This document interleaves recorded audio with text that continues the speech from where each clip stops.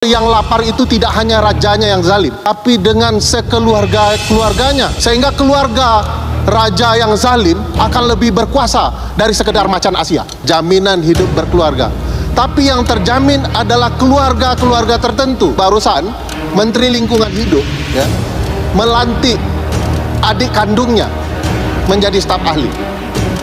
Teman-teman harus ketahui, barusan Menteri Kehutanan melantik staf ahli 11 orang dari partainya sendiri, di antaranya ada suami istri.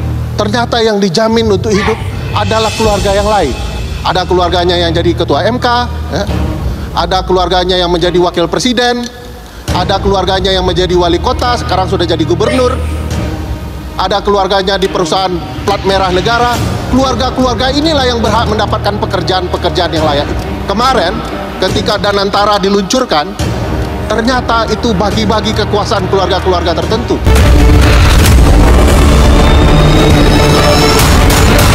Assalamualaikum warahmatullahi wabarakatuh. Dulu ada kisah yang dituturkan oleh seorang filsuf namanya Confucius. Seorang penunggang kuda datang melewati hutan rimba. Lalu dia bertemu seorang pemuda di hutan rimba itu. Dia mengatakan, "Kenapa Anda tinggal di dalam hutan rimba? Kan banyak harimau, banyak macan." Lalu si pemuda mengatakan, "Saya lebih baik tinggal di hutan dan dimakan atau berhadapan dengan macan dibandingkan saya tinggal di kota yang diisi dan dikuasai oleh raja zalim." Kalau macan, dia hanya memakan ketika dia lapar. Tapi raja zalim, dia akan memakan siapa saja meskipun dia tidak lapar. Bayangkan, pertama adalah kalau yang lapar itu tidak hanya rajanya yang zalim, tapi dengan keluarganya yang juga lapar. Sehingga keluarga raja yang zalim akan lebih berkuasa dari sekedar macan Asia di hutan. Sebagian besar belum menangkap arah cerita ini. Betapa parahnya raja zalim bagi rakyat. Rakyat akan lebih nyaman hidup bersama macan. Apakah macan Asia atau tidak, saya tidak tahu ya. Tapi orang akan lebih memilih hidup bersama macan daripada keluarga yang zalim. Nah, keluarga-keluarga yang zalim ini, teman-teman sekalian, ibu bapak sekalian, para guru-guru saya yang ada di ruangan ini, sekarang tumbuh subur di Republik kita. Ada 3 kata keluarga di Undang-Undang Dasar, Pasal 28B Undang-Undang Dasar 1945 menyatakan bahwa boleh hidup berkeluarga, jaminan hidup berkeluarga. Tapi yang terjamin adalah keluarga-keluarga tertentu. Teman-teman harus ketahui, barusan Menteri Lingkungan Hidup melantik adik kandungnya menjadi staf ahli. Teman-teman harus ketahui, barusan Menteri Kehutanan melantik staf ahli 11 orang dari partainya sendiri, di antaranya ada suami istri. Ternyata jaminan berkeluarga menurut pasal 28B itu adalah jaminan untuk keluarga-keluarga ini. Yang kedua, pasal 28G bahwa harus ada jaminan penghidupan bagi keluarga. Ternyata yang dijamin untuk hidup adalah keluarga yang lain. Ada keluarganya yang jadi ketua MK, ada keluarganya yang menjadi wakil presiden, ada keluarganya yang menjadi wali kota, sekarang sudah jadi gubernur, ada keluarganya di perusahaan plat merah negara. Keluarga-keluarga inilah yang berhak mendapatkan pekerjaan-pekerjaan yang layak itu. Keluarga yang ketiga di dalam Undang-Undang Dasar kita adalah pasal 33 ayat 1.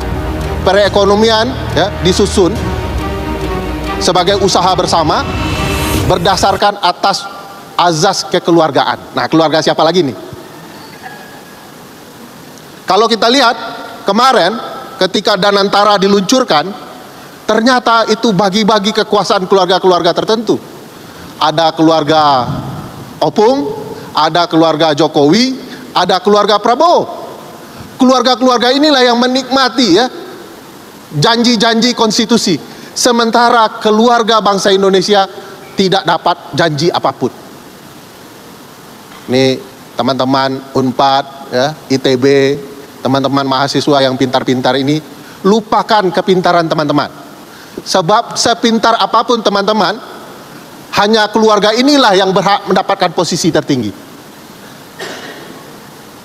Keluarga inilah pemainnya. 5 menit lagi. Ini keluarga siapa lagi yang nulis 5 menit? Pasti keluarga Jokowi kayaknya nih. Sabar Pak Jokowi, masih lama. Kami masih bertahan dan ingin melawan Bapak.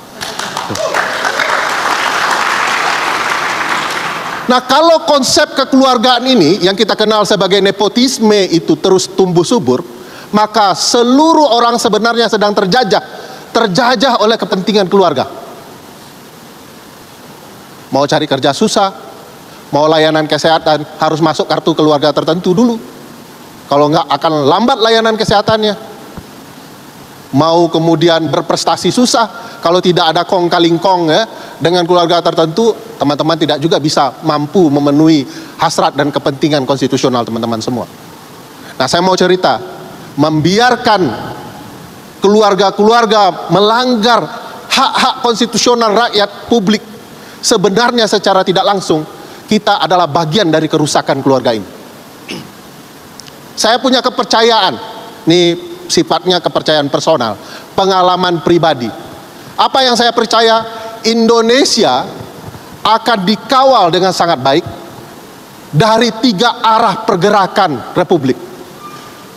Satu yang saya percaya adalah gerakan mahasiswa di Jakarta, kedua di Yogyakarta, dan ketiga di Bandung. Nah, ini ada pertandanya, Bang Eros. Apa pertandanya? Kalau mahasiswa di Bandung jalan kaki ke Jakarta, maka bandit-bandit Republik harus khawatir.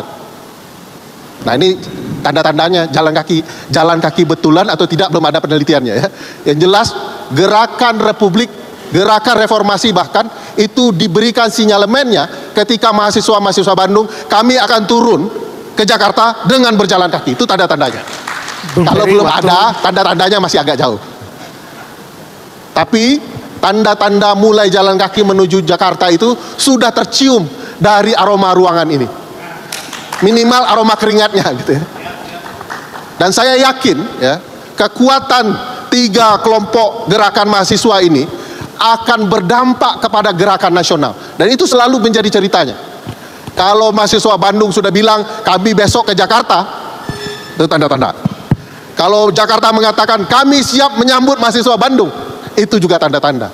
Kalau teman-teman Yogyakarta bilang kami akan naik kereta ke Jakarta, itu juga tanda-tanda. Maka meledaklah gerakan nasional untuk mengawal konstitusi agar Indonesia tidak lagi gelap. Baik. Gelap dan sempit, jangan lupa sempit. Bayangkan kalau gelap dan sempit itu menindas rakyat kita. Beli gas susah, sempit kehidupan, sempit masa. Kita juga tidak minta tolong pada Republik, pada negara, tetapi susah untuk masak sendiri. Mau cari gas pakai motor susah karena Pertaminanya sudah oplosan, motor kita rusak.